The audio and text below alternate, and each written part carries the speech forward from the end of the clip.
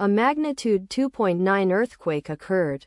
Kalimantan, Indonesia. 170 kilometers NE of Bontang, Indonesia or 226 kilometers NW of Palu, Indonesia. On Tuesday, the 17th of June 2025, at 5 hours 55 minutes and 5 seconds local time, the quake had a depth of 10 kilometers and was not felt, or at least not reported so.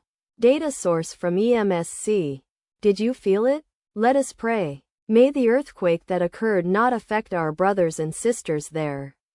May the earthquake not happen again. And may God protect everyone. Amen.